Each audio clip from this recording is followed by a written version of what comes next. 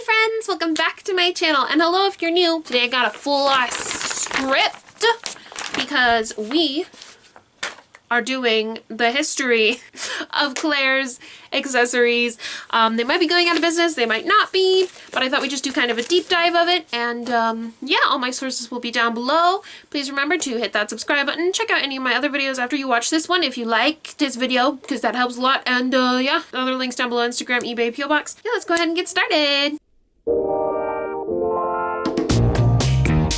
So, our adventure begins in the 1960s. In the 1960s, Claire started off as a boutique. It was originally called Claire's Boutiques. Not much is known about Claire's Boutiques, other than it was just bought by a man who owned a wig company. The wig company was called Fashion Tress Industries, and I'm gonna call him Wig Dude, but his real name is Rowland Schaffer. So yeah, in the 60s, he was doing pretty good selling wigs. He acquired Claire's Boutiques, but we don't know anything really about it. There is a picture online of the original neon sign, however, it's probably just a really small change. So, oh god, you can see the, oh no. Should I be using a different mirror? One moment, please. Where are you? It's a hairbrush. Here she is. Yes. Look at this. I hope we don't wake up any ghosts in this one. Okay, anyway, so it was the 60s. This is from the 40s. Don't judge me. My other mirror was from the 60s. However, you can see the other side of it. So, and you don't need to see the mess behind the camera, okay? So yeah, basically, Claire's Boutiques was a small local chain. Not much is known about it, except for the fact that Wig Boy bought it. Yeah, and in the 60s, people wore a lot of wigs. So then, the 70s rolled around. Wig guy was losing money in the wig business, so he decided to focus more on Claire's Boutiques. He then later named Claire's Accessories. So in 1978, Claire started piercing ears. However, it is done with a piercing gun. I didn't get my ears pierced, and I got them at Claire's till 2019, unlike my peers who got them done in middle school. I was too scared, okay? If you've noticed from my 2017 videos, I don't have my ears pierced if you want to go down that deep, dark rabbit hole. Claire's was known by many names, such as Claire's Boutiques, Claire's Accessories. Some of you may also remember Claire's Club Icing, or even more niche things such as Toe Pocky, or for my UK friends, Bow Bangles. Page 2. And we will get into the other businesses they owned. They owned a lot of businesses, corporate conglomerate, later in the video. So I don't really know that much about how Claire stood in the 70s, but I assume they did good. But what really skyrocketed them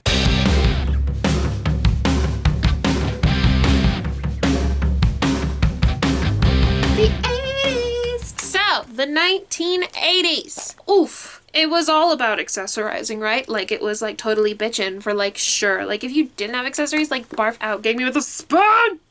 And, anyway, they were doing really good, obviously, because 80s and accessories. Scrunchies and, freaking, like, big plastic earrings. Wouldn't know anything about that. I probably bought some Claire's accessories from the 80s in the thrift store and not known what store they came from. Why is my nose not blended? Once the 80s hit, they had about 500 stores worldwide. I have hit pan on this Cocoa Contour palette, you guys, seriously. Almost, like, there's a dent. So yeah, they had 500 stores worldwide, and their primary source of revenue came from cheap, colorful accessories and trinkets ranging from prices $2 to $20 US. If you watch TV, you will know that Stranger Things, in season 3, they opened up a mall, and in that mall, in one of the scenes, you can actually see what a 1980s Claire's looked like. So then, in 1989, or the late 80s, Claire's bought Japanese retailer, forgive me if I'm saying this wrong, Topaki. I could not find much on this store, however I did find a couple images online that seemed pretty cool, like of abandoned stores. Apparently it was some sort of like type of Japanese Claire's, but not much online could be found about it. And yeah, Claire's was doing pretty good in the 80s. However, their skyrocketing moment, and the moment most of my fan base will remember, besides the Gen X, hello, you're fabulous, is the 90s. Yeah.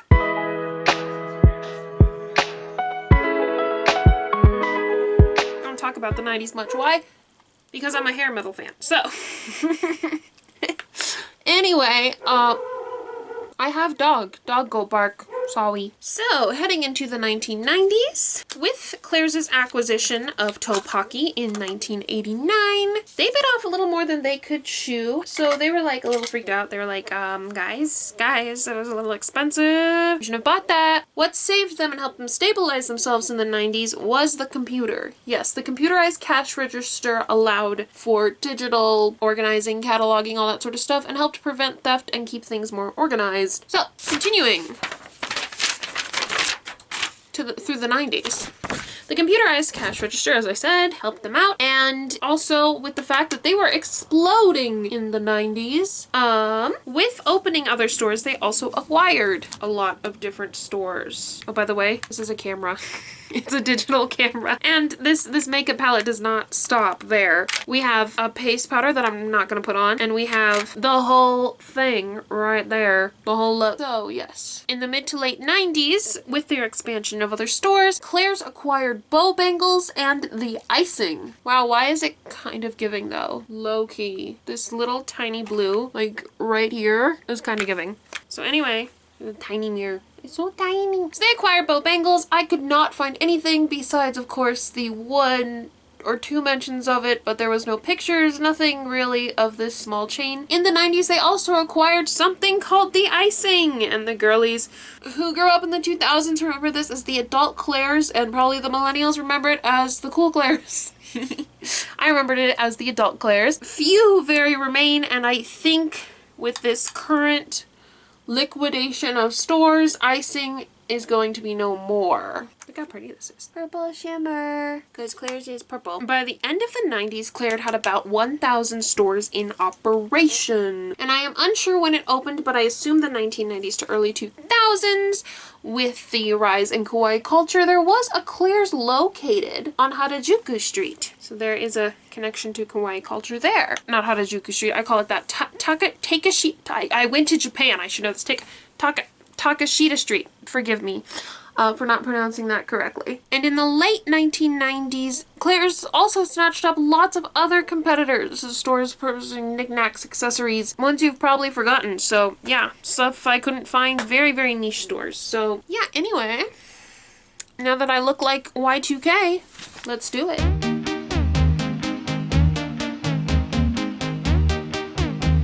Okay. So, eyeliner and Y2K. So by the time the 21st century rolled around, a guy sold it to a big corporate conglomerate company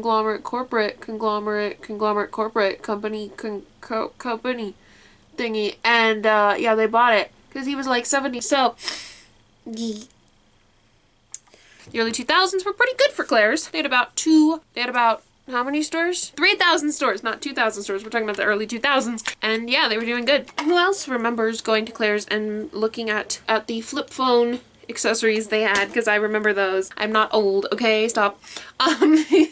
Those were really cool. Which brings us now to modern day. So as shopping mall culture continues to falter, Claire's is moving to outdoor spaces such as outdoor malls or removal from malls altogether to more marketplace type. I don't know, just call it what it is, a mall without a roof. That's what they're doing right now. Look at this Barbie lipstick from Glamlight. Oh my gosh. It's got Barbie on it. In 2019, 80% of Claire's were in shopping malls, and they did file for bankruptcy in 2018. Also, from 2016 to 2019, the Food and Drug Administration and Claire's found traces of asbestos in their makeup products for children, which is definitely not a good thing, and by any means is really not. There was a specific palette, was a JoJo Siwa one, and yeah, with the lacking mall culture, they found it asbestos, and as I previously said, Claire's filed for bankruptcy in 2018. By the early 2020s, I can't believe I'm saying that, as it feels like yesterday, they had a bit of a turnaround due to the Y2K core and Gen Z aesthetic excitement. Despite all of Claire's ups and downs, as you know, they recently have filed for bankruptcy due to the still and sluggish ups and downs of mall culture, as well as tariffs put on by the current US president. In the time I spent writing this script, however, for this video, I have found that Claire's has a buyer by big corporate conglomerate people. I don't know much about them, but they're called Ames Watson. We'll see what happens. Hopefully it's a good. On to the outro. Anyway guys, thanks for watching. Please remember to hit that subscribe button. Go ahead and check out any of my other links down below if you liked watching this video. I did a video on what is kawaii culture a couple of years ago. You can check that out.